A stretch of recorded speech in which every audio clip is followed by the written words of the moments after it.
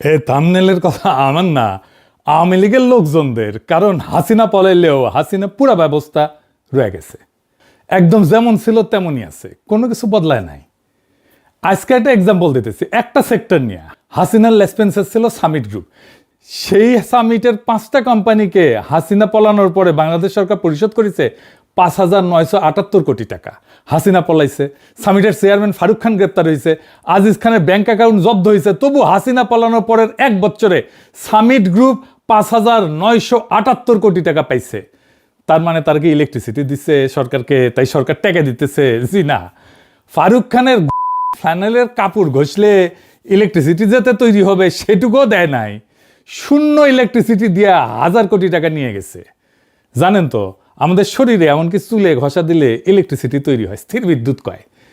তো ওই স্থির বিদ্যুৎও শরীরে ঘষা দিলে যা বাড়াবি সেটাও দেয়নি। তাহলে কেমনে নিল টাকা? এটা পরে আমরা বিস্তারিত দেখব। শুধু সামিট না, ওরিয়ন আর মির্জা আজম পরিবারের ডিজিটাল পাওয়ার পাইছে 299 কোটি টাকা। মাশাল্লাহ।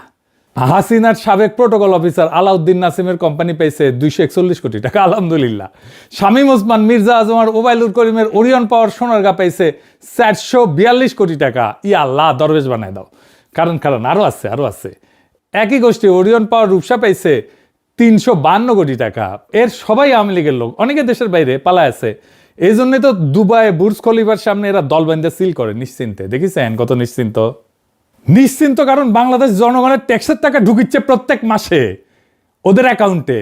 এটাই হাসিনার সিস্টেম আর তারেক রহমানের ম্যানেজমেন্ট। হাসিনা ছাড়া হাসিনার সিস্টেম, সেটা কেমন, কিভাবে শুরু হইলো? তাহলে লুটপাট আসেন সেটা বুঝে দেখি। 2008-এ হাসিনা ক্ষমতা আসছে, চারিদিকে লোডশেডিং, 15 কোটি মানুষের দেশে বিদ্যুৎ সক্ষমতা 5,500 মেগাওয়াট, দরকার 7,000 মেগাওয়াট, ঘাটতি 1,500 মেগাওয়াট। তার মানে প্রত্যেকটা 5টা ঘরের একটাই অন্ধকার। হাসিনা দেখলে এটা তো মজা, এখানে সুযোগ, এখানে দাও মারা যাবে, দাও।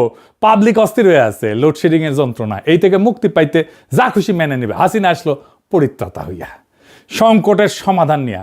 সংসদে পাশ হইল কুইক রেন্টাল বা ইনডেমনিটি অ্যাক্ট। এই আইন হাসিনাকে 2টা ভয়ঙ্কর ক্ষমতা দিল। সেকশন 6-2 কি আছে সেইটাতে? জ্বালানি মন্ত্রী একাই কোনো দরপত্র ছাড়া যে কোনো চুক্তি করতে পারবে। আর সেকশন 9, এই চুক্তি কোর্টে চ্যালেঞ্জ করা যাবে না। মন্ত্রী একা চুক্তি করবে, কোর্টে যাওয়া যাবে না, কেউ প্রশ্ন করতে পারবে না। কি মজা!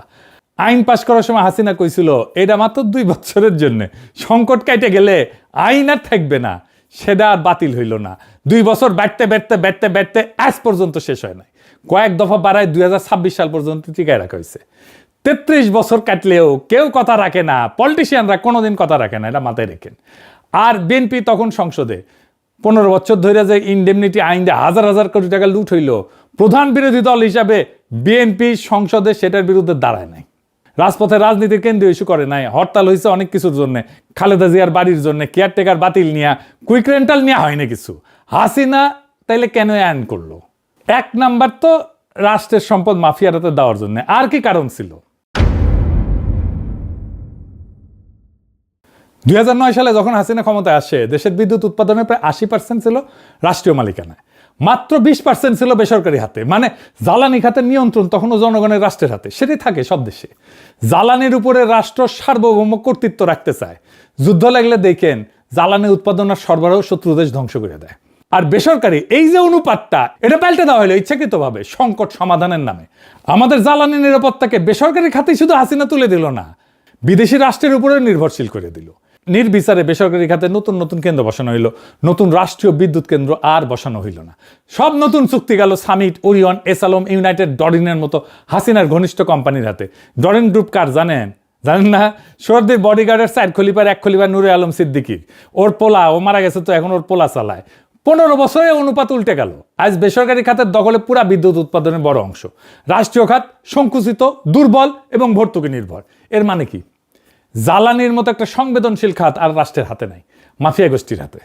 তারা যদি একদিন ঠিক করে যে প্ল্যান বন্ধ করে দিবে, বাংলাদেশ অন্ধকার, তারা যদি ঠিক করে দাম বাড়াবে, সরকারের কিচ্ছু করার নাই। তারা যদি ঠিক করে বকেয়া চাই, সরকার মাথা নত করবে। চুক্তি বাতিল করার ক্ষমতা রাষ্ট্রের হাতে নাই। রাষ্ট্র এখন জিম্মি, এবং জিম্মিকারীরাকে হাসিনার তৈরি করা মাফিয়া শ্রেণী। তো বিদ্যুতের সংকটে সরকার কেমনে সমাধান করবে? সমাধান তো তার হাতে নাই। এবার আসেন দেখি লুটপাট কিভাবে হয়েছে, টাকার অঙ্কে লুটের পরিমাণ কত। এটা বুঝতে হলে ক্যাপাসিটি চার্জ এই শব্দটা বুঝতে হবে। এই একটা শব্দের ভেতরে বাংলাদেশের বিদ্যুৎ লুটের পুরা লাইসেন্স লুকে আছে, পুরা গ্রামার, পুরা ব্যাকরণ। ক্যাপাসিটি চার্জ মানে কি? একটা সহজ উদাহরণ দিই। ধরেন আপনি একটা প্রাইভেট কার ভাড়া নিলেন মাসিক চুক্তিতে। চুক্তি এরকম যে গাড়ি আপনি চালান বা না চালান প্রত্যেক মাসে ভাড়া দিতে হবে। চালাইলে তেলের দাম আলাদা, না চালাইলেও মাসিক ভাড়া ঠিকই যাবে। বাংলাদেশ সরকার বেসরকারি বিদ্যুৎ কোম্পানিগুলোর সাথে হুবহু এই চুক্তি করেছে। কোম্পানি বিদ্যুৎ উৎপাদন করুক বা না করুক, শুধু সক্ষমতা ধরে রাখার নামে তাদের নিয়মিত টাকা দিতে হবে। এটাই ক্যাপাসিটি চার্জ। বিদ্যুৎ চাই আলাদা টাকা দাও, ফুয়েল কস্ট দাও। বিদ্যুৎ চাই না তাও ভাড়া দাও, ক্যাপাসিটি চার্জ। প্ল্যান চললেও টাকা, না চললেও টাকা। কোম্পানির কোনো লেকশন নাই, পুরা ঝুঁকি রাষ্ট্রের, মানে আপনার আমার ঘাড়ে। বিশ্বের কোনো স্বাভাবিক বাজারে ব্যবসায় ঝুঁকি থাকে, ভালো করলে লাভ, খারাপ করলে লোকসান। কিন্তু বাংলাদেশের বিদ্যুৎ খাতে ঝুঁকি নাই, শুধু লাভ আর লাভ। এটা ব্যবসা নাকি এটা লুটেরাদের জন্য রাষ্ট্রের পেনশন স্কিম? এই লুটেরারা কত টাকা নিচ্ছে শুনলে মাথা গরম হয়ে যাবে। এই 16 বছরে কোনো বিদ্যুৎ না দিয়ে ভাড়া বাবদ বাংলাদেশ সরকার পরিশোধ করছে প্রথম 10 বছরে 43,500 কোটি টাকা, পরের 6 বছরে 76,000 কোটি টাকা, মোট 1,25,000 কোটি টাকা। খেয়াল করেন, প্রথম 10 বছর যা দিছে, পরের মাত্র 6 বছরে তার দ্বিগুণ। লুট বাড়েনি, কিন্তু লুটের গতি বাড়ছে। আপনারা বলা হয় সরকার প্রত্যেক বছর বিদ্যুৎ খাতে বিরাট অঙ্কে ভর্তুকি দেয়। আপনারা কয় যে আপনারা কম দামে বিদ্যুৎ দিতে ভর্তুকি দিচ্ছে আপনাকে। এই ভর্তুকির 80% খরচা হয় ক্যাপাসিটি চার্জ পরিশোধে, মানে বসে থাকা প্ল্যান্টের বিল মেটাইতে। বেনে করছি না, দেখেন বিদ্যুৎ ভর্তুকির 80 না 81% ক্যাপাসিটি চার্জে দেয়। টাকা দিচ্ছে দলের লোকজনদেরকে, লুটেরাদেরকে, আর বলতেছে ভর্তুকি দিতেছি বিদ্যুতে। আপনার পকেটের ট্যাক্সের টাকার সিংহভাগ যাচ্ছে মাফিয়াদের পকেটে, যাদের কারখানা বন্ধ, যাদের মালিক সিঙ্গাপুর লন্ডনে সিল করতেছে। আর আপনি ভর্তুকি নামে যেটা শুনিচ্ছেন সেটা আসলে জনগণের টাকায় লুটেরাদের মাসিক ভাতা দেওয়া হইতেছে। নামটা সুন্দর, কাস্তা ডাকাতি। এই টাকা দিয়া 1.25 লাখ কোটি টাকা, এই টাকা দিয়া 4টা পদ্মা সেতু বানানো যেত, 4টা। অথবা বাংলাদেশে পুরা স্বাস্থ্য খাতে 3 বছরের পুরা বাজেট দেওয়া যেত। সারা বাংলাদেশের সব হাসপাতাল, সব ডাক্তার, সব নার্স, সব ওষুধ 3 বছর ফ্রি চলতো। ডলারে কত জানেন? $11 বিলিয়ন। বাংলাদেশের রিজার্ভের প্রায় অর্ধেক। শূন্য বিদ্যুতের বদলে হাওয়া হয়ে গেছে বাংলাদেশের রিজার্ভের অর্ধেক। তো প্ল্যান্ট কাদের দিছে আসেন সেটা দেখি। ক্ষমতা এসে 2009 আওয়ামী লীগ 32টা কুইক রেন্টাল বিদ্যুৎ কেন্দ্রের অনুমোদন দেয়। তারপরে 2010 সালে ইন্ডেমনিটি আইন করলো, সেই আইনের ছাতায় 72টা বিদ্যুৎ কেন্দ্রের অনুমোদন দিল। কারা পাইলো এই 72টা প্রজেক্ট? কিভাবে পাইলো? দরপত্র হয় নাই, কোনো টেন্ডার নাই, প্রতিযোগিতা নাই, কম কে দাম দিতে পারবে সেটার কোনো হিসাব হয় নাই। সরকার যাকে চাইলো তাকেই দিল, সিল মেরে দিল। কারা পাইলো? বেশিরভাগই সরকারের ঘনিষ্ঠ লোক, দলীয় ব্যবসায়ী, মন্ত্রী নেতার আত্মীয়, আওয়ামী লীগের পৃষ্ঠপোষকতায় গড়ে ওঠা নব্য ধনিক শ্রেণী। যে বিদ্যুতের দরকারই ছিল না আমাদের, এখন আমার ক্ষুদ্র ভাতার ভগিনীরা করবে। আমাদের আসলে কত বিদ্যুৎ লাগে এখন? আর কেনই বা হাসিনা ওভার ক্যাপাসিটি বানাইলো? দেশের চাহিদা ছিল 17,000 মেগাওয়াট, কিন্তু বিদ্যুৎ কেন্দ্র যা বানানো হইল তার যা উৎপাদন সক্ষমতা সেটা 29,000 মেগাওয়াট, মানে দ্বিগুণের কাছাকাছি। কেন? 2টা কারণে। প্রথম কারণ, জাপানিরা 2010 আর 2016 পাওয়ার সেক্টর মাস্টার প্ল্যান বানিয়ে দিছিল জাপানের জাইকা। তারা চাহিদার পূর্বাভাস দিছিল ফুলায় ফাপায়। 2022 সালের যে ফোরকাস্ট দিছিল সেটাই আমাদের চাহিদার চাইতে 60% বেশি। বেনে করছি না, যে দেখেন রিপোর্ট দেখেন, এরাই কইতেছে যে ওভার এস্টিমেট করা হয়েছিল পাওয়ার ডিমান্ড খুব বড় মার্জিনে। এর কারণে বাংলাদেশ অনেক বেশি ক্যাপাসিটির, যা দরকার তার চেয়ে বেশি ক্যাপাসিটির বিদ্যুৎ কেন্দ্র বানাইছে। এখন চিন্তা করেন, যে জায়গা প্ল্যান দিচ্ছে মাস্টার প্ল্যান, সেই জায়গায় বিদ্যুৎ কেন্দ্র বানাইতেছে, মাতার বাড়ি কয়লা প্ল্যান্টে বিনিয়োগ করতেছে, মাস্টার প্ল্যান আবার সেই বানাইতেছে, সেই প্ল্যান অনুযায়ী প্ল্যানটা বানাইতেছে। এইটারে বলে কনফ্লিক্ট অফ ইন্টারেস্ট। যাকে প্ল্যান বানাইতে দিতেছেন সেই আপনার ফোরকাস্টিং করতেছে আপনার চাহিদা কত হবে। ভাবেন, আপনি ধরেন গাড়ি নিয়ে গেলেন আপনি গ্যারেজে, মেকানিক বনেট খুলে বললো যে ভাই ইঞ্জিন তো শেষ, আপনার নতুন ইঞ্জিন লাগবে, ব্যাটারিও বদলাইতে হবে, গিয়ার বক্সও দেখি গেছে টাইট হয়ে গেছে। আপনি জিগাবেন এত পার্টস কই পাবো? মেকানিক হাসি দিয়ে কইবে যে চিন্তা করেন না, পাশের পার্টসের দোকানটা আমার নিজের। কারণ বুঝেছেন তো, পার্টস বেচা যার ব্যবসা, সে কেন বলবে যে গাড়ি ঠিক আছে আপনার? সে তো বলবে আপনার গাড়ির সব শেষ। সে তো চাইবে যে পার্টস বেচতে, সে তো গাড়ি ঠিক করতে বসে নাই। তো জাইকা তো আসলে আমার প্ল্যান করে দেবে না, ও তো আসছে কিভাবে বিদ্যুৎ কেন্দ্র বানাইবে আর টাকা নিবে। জাইকারে কেন দেশের পাওয়ারের পরিকল্পনা করতে দিতে হবে? আমাদের দেশের এক্সপার্টরা আছেন, একটা রাষ্ট্রীয় প্ল্যান বানাইতে পারে না? একটা বিদেশি প্রতিষ্ঠান থেকে লেখায় নিতে হবে, আবার ওদেরই ওই প্ল্যান অনুযায়ী ইনভেস্ট করতে দিতে হবে। বাঙ্গুদের কাজই এরকম। হাসিনা কইতো না আমি এই প্ল্যান করে দিয়েছি, ওই প্ল্যান করে দিয়েছি, ডেল্টা প্ল্যান করে দিয়েছে, প্ল্যান করেছে। আর এক প্ল্যান মাস্টার আসিছে, বাংলার লুথার কিং। হাসিনারও মজা, বেশি প্ল্যান মানে বেশি লুট। তো লুটের গুরু কারা? গুরু হইতেছে হাসিনার ছেলে সজীব ওয়াজেদ জয়, প্রতিমন্ত্রী নসরুল হামিদ বিপু। লুটপাটের সিস্টেম চালাইতো যারা, তারা হইতেছে সাবেক জ্বালানি উপদেষ্টা তৌফিক এলাহি চৌধুরী, এখন কারাবন্দী আছে, সাবেক মুখ্য সচিব আবুল কালাম আজাদ আর আহমেদ কাইকাউস। পুরা 15 বছর বিদ্যুৎ মন্ত্রণালয়ের দায়িত্ব হাসিনা নিজের হাতে রাখছিল, নিজের কবজায়। হাসিনা পালানোর পর 2 বছর হইতে চললো, কারো শাস্তি হয়নি, কারো জবাবদিহি হয়নি। আর আছে কোম্পানিগুলা, আমি সব কোম্পানির নাম বলবো না, আজকে 2টা কোম্পানি আপনারা চেনেন, সামিট আর এসালম। সামিটের মালিক হচ্ছে মোহাম্মদ আজিজ খান, তার বড় ভাই হইতেছে লেফটেন্যান্ট কর্নেল ফারুক খান, আওয়ামী লীগের প্রেসিডিয়ামের সদস্য, সাবেক বাণিজ্য আর বেসামরিক বিমান মন্ত্রী। পাকিস্তান আর্মিতে ছিল, 1971-এ বাঙালিদের বিরুদ্ধে যুদ্ধ করেছে। পাকিস্তান মিলিটারি একাডেমি থেকে কমিশন পাইছে 71-এ মার্চে, ঠিক যেদিন বাংলাদেশে মুক্তিযুদ্ধ শুরু হয়, 25শে মার্চ। তারপরে কি করলো? তারপরে পাকিস্তান সেনাবাহিনীর পক্ষে দিনাজপুরে পোস্টিং নিল। মুক্তিযুদ্ধ শুরু হলে পাকিস্তান সেনাবাহিনীর পক্ষে প্রথম যে অপারেশন, এটা ফারুক খান চালায়।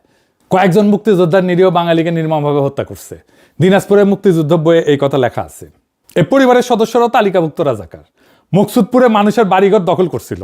72 সালে পাকিস্তান আত্মসমর্পণের পর পরিবার সমাজ মকসুদপুর থেকে বিতাড়িত হয়েছিল। পরে এক স্থানীয় মুক্তিযোদ্ধার পায়েটায় ধরে এলাকায় ফিরে আসে। 2008-এর পরে আবার সে মুক্তিযোদ্ধা সনদের জন্য দৌড়ঝাঁপ করেছিল, পায় নাই। সেনাবাহিনীর চাকরি ও আকারে পদ বালকের মতো সাফল্যে ভরপুর। 90-এর দশকে পদ বাণিজ্য সহ নানা কেলেঙ্কারিতে জড়ায় অবসরে যেতে হয়। তারপর 1996 সালে কোটি টাকার বিনিময়ে আওয়ামী লীগের মনোনয়ন কিনে সংসদ সদস্য হয়। রাজাকার থেকে আওয়ামী লীগের কাণ্ডারি, আর সেই কাণ্ডারির ছোট ভাই বাংলাদেশের জ্বালানি খাতের সবচেয়ে বড় লুটেরা সাম্রাজ্যের মালিক। ভাইয়ে ভাইয়ে সাম্রাজ্য। 71-এর দিনাজপুর থেকে 2026-এর সিঙ্গাপুর। হ্যাঁ, এই হইতেছে বাঙ্গুদের জার্নি, বাঙ্গু এলিটদের জার্নি। আরও 3 ভাই আছে, জাফর, লতিফ, ফরিদ, সবাই সামিটের ভাইস চেয়ারম্যান। পরিবারের কোম্পানি, পরিবারের সাম্রাজ্য। সামিট পাওয়ার একাই 15 বছরের মোট ক্যাপাসিটি চার্জের 12% নিছে, মানে 10,623 কোটি টাকা নিছে। 2016 সালে আজিজ খান সিঙ্গাপুরে সামিট পাওয়ার ইন্টারন্যাশনাল বানায়, SPI, কারণ হিসেবে বলে আন্তর্জাতিক অর্থায়নের সুবিধার জন্য। বাস্তবে কি হইল? সেই বছরই এপ্রিল 2016 পানামা পেপারসে আজিজ খানের নাম, তার বউ, তার মেয়ে, তার ভাই, তার ভাতিজা, সবার নাম পানামা পেপারসে সবার নাম চলে আসলো। 2016 সালে ফাঁস হওয়া এক বিশাল গোপন নথিপত্র, পানামার একটা আইনি প্রতিষ্ঠানের 1.1 কোটি ফাইল সাংবাদিকদের হাতে চলে আসে। এই ফাইলগুলোতে ছিল দুনিয়া জুড়ে ক্ষমতাবান লোকদের গোপন সম্পদের তালিকা, কে কোথায় কত টাকা লুকায় রাখছে। কোনো দেশের প্রধানমন্ত্রী, কোনো দেশের রাষ্ট্রপতি, কোনো ব্যবসায়ী, বিশ্বজুড়ে হচ্ছে কাপাকাপি শুরু হয়ে গেল। আইসল্যান্ডের প্রাইম মিনিস্টার তো পদত্যাগ করতে হইল। পাকিস্তানের নওয়াজ শরীফ ক্ষমতা হারাইলেন, আর সেই তালিকায় বাংলাদেশের একজন মোহাম্মদ আজিজ খান সামিটের মালিক। হ্যাঁ, ব্যান্ড পার্টি বাজার হেরিটেজ সাহেব। হ্যাঁ, 6টা অফশোর কোম্পানি ব্রিটিশ ভার্জিন আইল্যান্ডে রেজিস্টার্ড। সিঙ্গাপুরের ঠিকানা। অফশোর কোম্পানি কি জানেন তো? অফশোর কোম্পানি হইতেছে ছোট দ্বীপ দেশে রেজিস্টার করা কাগজি company. British Virgin Island, Cayman Island, Bahama, এই সমস্ত জায়গায়। এগুলো দ্বীপ কিন্তু রাষ্ট্র। এই দ্বীপগুলোতে ট্যাক্স নাই, মালিকের নাম প্রকাশ করতে হয় না, কে আসল মালিক কেউ জানে না। তো এই কোম্পানিগুলো কাদের লাগে? যারা টাকা লুকাইতে চায়, যারা ট্যাক্স ফাঁকি দিতে চায়, যারা চুরি করা টাকা বৈধ দেখাতে চায়। সাধারণ ব্যবসায়ীর এই জিনিস লাগে না। ব্যবসায়ীর লাগে অফিস, লোক, লাইসেন্স। অফশোর কোম্পানির কিচ্ছু লাগে না, শুধু একটা পোস্ট বক্স লাগে আর একজন উকিল লাগে। তাহলে আজিজ খানের এই 6টা অফশোর কোম্পানির কেন লাগলো? সিঙ্গাপুরে অফিস তো আছেই, বাংলাদেশের সামিট তো আছেই। উত্তরটা সবাই জানে, লুকানোর জন্য টাকা, লুকানোর জন্য, পাচার করার জন্য টাকা। ওর বাপের কি সিঙ্গাপুরে জমিদারি ছিল যে এত টাকা দিয়ে সিঙ্গাপুরে কোম্পানি করলো? আজিজ খান এখন সিঙ্গাপুরের 41তম ধনী, সম্পদ $1 বিলিয়ন বেশি। বাংলাদেশ ব্যাংকের কাছে কোনো রেকর্ড নাই এই টাকা বৈধভাবে যে বাইরে গেছে। হাসিনা পলানোর পরে আজিজ খান বাংলাদেশের নাগরিকত্ব ছেড়ে সিঙ্গাপুরের নাগরিক হয়েছে।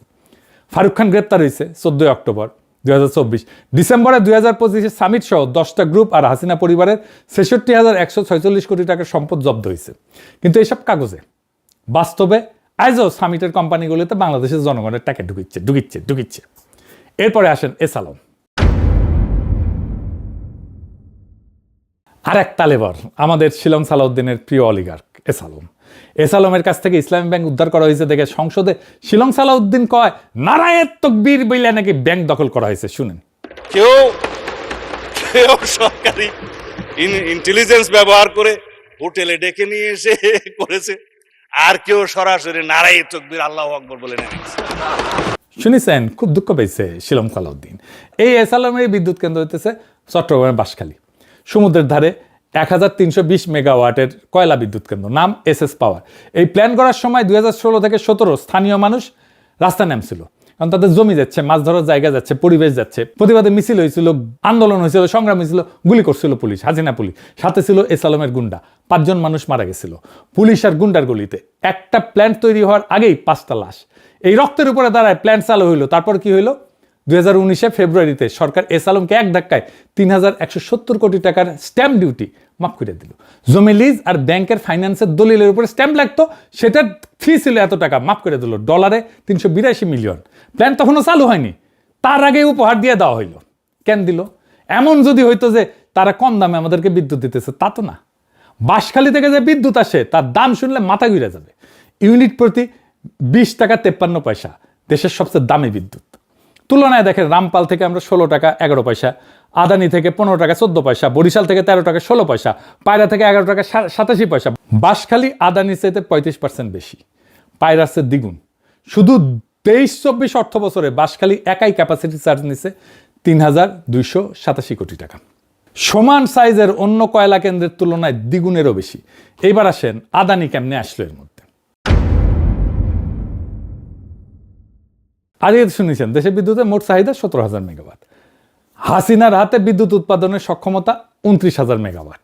বাড়তি 11,000 মেগাওয়াট নিয়ে আমরা বসে আছি। সামিট আছে, এস আলম আছে, ওরিয়ন আছে, ইউনাইটেড আছে, সবাই বসে বসে ক্যাপাসিটি চার্জ দিতেছে। দেশ তো অন্ধকারে ডুবে নাই, তাই না? বিদ্যুৎ আছে, বিদ্যুৎ উপচায় পড়তেছে, বরং আমাদের লাগবেই না, এতগুলো বিদ্যুৎ কেন্দ্র আছে। তারপরও ভারতের ঝাড়খণ্ড থেকে আদানির বিদ্যুৎ আমদানির চুক্তি হইল 1550 কিলোমিটার দূর থেকে। বাংলাদেশের সবচেয়ে দূরের কোণে গিয়া ট্রান্সমিশন লাইন বানায় চড়া দাম দিয়া। কেন? টেকনিক্যাল কোনো কারণে না, ইকোনমিক্যাল কোনো কারণেও না। উত্তরটা হইতেছে আত্মীয়তার। কিরকম আত্মীয়তা? 2015 সাল, মোদি আসছেন ঢাকায়, শ্বশুরবাড়ি, যৌতুক দিতে হবে না। যৌতুক হইতেছে $4.5 বিলিয়ন ভারতীয় বিদ্যুৎ রপ্তানির চুক্তি। কার সাথে? গৌতম আদানির সাথে, মোদির ঘনিষ্ঠতম শিল্পপতি। ঝাড়খণ্ডের গেড্ডায় একটা 1600 মেগাওয়াটের প্ল্যান বানাবে বাংলাদেশের জন্য, ডেডিকেটেড প্ল্যান। শর্তগুলো শোনেন শুধু মন দিয়া। প্রথম শর্ত হইতেছে, বিদ্যুৎ আসুক বা না আসুক, প্ল্যান চলুক বা না চলুক, ট্রান্সমিশন লাইন কাজ করুক বা না করুক, বাংলাদেশকে দিতে হবে বছরে $450 মিলিয়ন ক্যাপাসিটি চার্জ আর মেনটেন্যান্স চার্জ মিলায়। 2 নম্বর শর্ত, দাম ইউনিট প্রতি 12 টাকা। ভারতের অন্য বেসরকারি উৎপাদকের চাইতে 27% বেশি, সরকারি উৎপাদকের চাইতে 63% বেশি। তৃতীয় শর্ত কি? মেয়াদ 25 বছর। এর মাঝে বের হওয়া যাবে না। বের হইলে আন্তর্জাতিক আদালতে বাংলাদেশ মামলা খাবে। আওয়ামী লীগের 25 বছরের চুক্তি খুব পছন্দ। ওর বাপ শরদের বডিগার্ড করে গেছিল 25 বছরের চুক্তি, দাসত্বের চুক্তি ইন্দিরার সাথে মৈত্রীর নামে, আর কাটাল রানী করলো আদানির সাথে চুক্তি। হিসাব করেন, 25 বছরে শুধু ক্যাপাসিটি চার্জ দিতে হবে 1,08,360 কোটি টাকা। পদ্মা সেতু একটা 30,000 কোটি টাকা, মানে এই টাকায় আরো 3টা পদ্মা সেতু বানানো যায়। হাসিনা কেন এই চুক্তি করলো? দেশে বাড়তি 11,000 মেগাওয়াটের বিদ্যুৎ কেন্দ্র বসে আছে, দ্বিগুণ দাম দিয়ে বিদ্যুৎ কিনতে রাজি হইল কেন? কারণ ক্ষমতায় টিকতে দিল্লি লাগে। এই সমর্থনের একটা দাম আছে, এই দামটা গৌতম আদানির পকেটে দিতে হবে 25 বছর ধইরা। আদানি কোনো সাধারণ ব্যবসায়ী না, মোদির ঘনিষ্ঠতম শিল্পপতি, মোদির অর্থনৈতিক ছায়া। আদানির মুনাফা মানে মোদির রাজনৈতিক শক্তি। এটা সরাসরি ঘুষ না, সেটা ছিল জিওপলিটিক্যাল ভাড়া, ক্ষমতার ভাড়া। হাসিনা ক্ষমতায় থাকার ভাড়া বাংলাদেশের জনগণ পরিশোধ করিচ্ছে প্রত্যেক মাসে। বিদ্যুৎ বিলের মধ্যে লুকায় লুকায় ওই ভাড়া এসেছে আপনার কাছে। আমরা ক্ষুদ্রকালে কইতাম এটা ভাড়া নেয়। ইন্ডিয়া বাংলাদেশের মারছে, এখন আদানির মাধ্যমে ভাড়া নিতেছে। এবার আসেন, ইউনূস সরকার কি করছিল সেটা দেখি। হাসিনা পালানোর 2 সপ্তাহের মধ্যে হাসিনার ইনডেমনিটি অ্যাক্ট জয় বাংলা করে দিছিল। 15 বছর যে লুট চলছে, সে অ্যাক্টের অধীনে সমস্ত কার্যক্রম স্থগিত করে দেয়। সেপ্টেম্বরে একটা ন্যাশনাল রিভিউ কমিটি করে বিদ্যুতের সমস্ত চুক্তিগুলো বিবেচনা করার জন্য, পুনর্মূল্যায়ন করার জন্য। অক্টোবরে সামিট গ্রুপের সাথে হওয়া ভাসমান এলএনজি টার্মিনাল চুক্তি বাতিল করে দেয়। সাথে সাথে আজিজ খান পরিবারের 11 জনের ব্যাংক অ্যাকাউন্ট জব্দ হয়ে যায়। বাঘের বাচ্চা সাব্বাস! বাংলাদেশের ইতিহাসে এত বড় কোম্পানির সাথে সরকার কখনো এইভাবে চুক্তি বাতিল করেনি। বাঘের গর্জন হবে এডিটর সাহেব। 1 মাস পরে আরো বড় ধাক্কা। 14 নভেম্বর 2024 হাইকোর্ট রায় দিল যে 2টা ভয়ঙ্কর অ্যাক্ট ছিল, ইনডেমনিটি অ্যাক্টের 9 এবং 6 এর 2 ধারা, এটা অসাংবিধানিক। 15 বছর ধরে যে ছাতার নিচে লুটপাট চলতেছিল, সেই ছাতার মূল কাঠামোকে আদালত জয় বাংলা করে দিল। এইবার চাকভুং পার্টি সং হবে এডিটর সাহেব। এরপরে জানুয়ারিতে ন্যাশনাল রিভিউ কমিটি তার রিপোর্ট জমা দিল। তারা বলল আদানি চুক্তিতে মারাত্মক অসঙ্গতি আছে, গুরুতর জালিয়াতি আছে, সুপারিশ করলো সিঙ্গাপুরে আন্তর্জাতিক সালিশে যাইতে হবে আদানির বিরুদ্ধে, ভারতের সবচেয়ে শক্তিশালী শিল্পপতির বিরুদ্ধে। বিরাট সিদ্ধান্ত, ঐতিহাসিক সিদ্ধান্ত। যে কাজগুলো সব হয়েছিল অধ্যাদেশের ভিত্তিতে। অধ্যাদেশের চূড়ান্ত পরিণতি দেওয়ার দায়িত্ব ছিল পরবর্তী নির্বাচিত সরকারের, মানে বিএনপির। বিএনপি কি করলো আসেন সেটা দেখি। বিএনপি সরকার আসছে 2 মাসের বেশি হয়ে গেছে। এই 2 মাসে বিদ্যুৎ খাতে কি কি করতে পারতো, তালিকাটা কিন্তু ছোট না। আদানির বিরুদ্ধে সিঙ্গাপুরে সালিশে যাওয়ার সুপারিশ ছিল, 2 মাসে সরকার এটা গ্রহণ করতে পারতো, এই প্রক্রিয়া শুরু করতে পারতো, করে নাই। বিদ্যুৎ চুক্তিগুলো চিরস্থায়ী না, 15 থেকে 25 বছর মেয়াদ, তারপরে নবায়ন করতে হয়। অনেক প্ল্যান্টের চুক্তি এখন নবায়নের পথে। মজার ব্যাপার, হাসিনা সরকার নিজেই 23-24 সালে বাজেটে ঘোষণা দিছিল, অর্থমন্ত্রী সে সময় এই যে লোটা কামাল ছিল, মুস্তফা কামাল, সংসদ দ্বারাই বলছিল যে চুক্তি নবায়নের সময় ক্যাপাসিটি চার্জের ক্লজ তুলে দেওয়া হবে, মানে নতুন মডেল হবে, নো ইলেকট্রিসিটি নো পেমেন্ট, বিদ্যুৎ দিলে টাকা পাবে, না দিলে না। বিএনপি সরকার এই ঘোষণা শুধু জোর দিয়া বহাল রাখতে পারতো। যেসব চুক্তি এখন নবায়নের পথে সেগুলোতে এই শর্ত চাপাইতে পারতো। এই কাজে আদালতে যাওয়ার ভয় নাই, আন্তর্জাতিক সালিশের ঝুঁকি নাই, চুক্তি বাতিলের ঝামেলা নাই, পুরনো চুক্তি তো এমনিতেই শেষ, নতুন চুক্তি সরকারের শর্তে হবে। তবু এই সহজ কাজটা বিএনপি করে নাই। সরকার কি করলো, ওই যে অধ্যাদেশ পাশ করে গেছিল প্রফেসর ইউনূস, ইনডেমনিটি অ্যাক্ট স্থগিত, এইটা সে আইনে পরিণত করলো। এখন মনে হবে বাহ ভালো তো, এটা আইনে পরিণত করছে। হ্যাঁ, হাসিনার ইনডেমনিটি আইন আনুষ্ঠানিকভাবে শেষ, কিন্তু এটার মধ্যে কিন্তু আছে। প্রফেসর ইউনূসের সরকার যে আইন অধ্যাদেশটা করছিল, সে অধ্যাদেশ বিএনপি সংসদে পাশ করানোর সময় একটা ক্লজ ঢুকাই দিয়েছে বিএনপির মধ্যে। সেই ক্লজটা কি, দায় মুক্তি আইন বাতিল হইলেও তার অধীনে যে সম্পাদিত সব চুক্তি সেটা বৈধতা দেওয়া হবে। বা আইন বাতিল, কিন্তু আইনের ছাতার নিচে চুক্তিগুলো হয়েছিল সামিট, ওরিয়ন, এসালম, আদানি, সব চুক্তি বৈধ, কোনো চুক্তি বাতিল হবে না। হাসিনার দায় মুক্তি আইনের সব চুক্তিকে বৈধতা দিছে বিএনপি। মাফিয়া আইনটা বাতিল করার মানে কি, যদি মাফিয়া চুক্তিগুলো বহালই রাখে, মাফিয়াদের লাইসেন্স কেড়ে নেওয়া মানে কি, যদি তাদের সব রোজগার নিরাপদ রাখে, এটা তো বাতিল করা না, এটা বৈধতা দেওয়া। এটা পুরনো আইনের কবর দেওয়া না, এটা পুরনো আইনের অধীনে যত লুটপাট হয়েছিল সব লুটপাটকে চিরস্থায়ী বৈধতার সিল মেরে দেওয়া। ইউনূস সরকার অধ্যাদেশ দিয়ে বলছিল এই লুট অবৈধ, বিএনপি সংসদে আইন পাশ করে বলল এই লুট বৈধ। এখন সব মেলান, হাসিনা গেছে, আওয়ামী লীগ গেছে, অভ্যুত্থান হয়েছে, বিপ্লব হয়েছে, 2 বছর হইতে চললো, কিন্তু সামিট প্রত্যেক মাসে টাকা পাইতেছে, ওরিয়ন পাইতেছে, ইউনাইটেড পাইতেছে, ডরিন পাইতেছে, এসালমের বাঁশখালী আজও ক্যাপাসিটি চার্জ দিতেছে, আদানি মাসে মাসে কোটি কোটি টাকার কিস্তি বুঝে নিতেছে। যে ব্যবস্থা হাসিনা বানাইছিল সেই ব্যবস্থা আজও চলতেছে। শুধু হাসিনাটা নাই, হাসিনা ছাড়া ব্যবস্থা, কারণ ব্যবস্থাটা শুধু হাসিনার ছিল, ব্যবস্থাটা ছিল চুক্তির, আইনের, কাঠামোর, বন্দোবস্তের। আমরা সেই জন্যই বন্দোবস্ত বদলাইতে চাইছিলাম, আর সেই চুক্তি, সেই আইন, সেই কাঠামো বদলানোর ক্ষমতা একমাত্র সরকারের হাতে। ইউনূস সরকার শুরু করছিল অধ্যাদেশ দিয়া, ইনডেমনিটি বাতিল কইরা, সম্পদ জব্দ কইরা, আদানের বিরুদ্ধে সালিশের সুপারিশ চাই না। বিএনপি সরকার সেই কাজ শেষ করতে পারতো, আইন বানায়, মামলা ঠুকা, চুক্তি বাতিল করে, টাকা উদ্ধার করে, করেনি। কেন করেনি? কারণ এই মাফিয়া শ্রেণীর সাথে নতুন রাজনৈতিক বন্দোবস্ত হয়ে গেছে, নাম বদলাইছে, মুখ বদলাইছে, সম্পর্ক টিকে আছে। সম্পর্ক বদলে যায়নি একটি পলকে, হাসিনা গেছে, হাসিনার ব্যবস্থা থেকে গেছে, আর সেই ব্যবস্থার বিল আবারও পরিশোধ করব আপনি, আমি, সবাই। বিদ্যুতের দাম আবার বাড়তেছে, কারণ মাফিয়াদের ভাড়া তো কেউ মাফ করেনি। আমাদের লড়াই যেন শেষ হওয়ার না, একটা লড়াই করে দম ফেলতে না ফেলতে আর একটা লড়াই এসে হাজির হয়। এই বিএনপি রেজিমকে জবাব দিতে হবে কেন অধ্যাদেশকে অবিকল আইন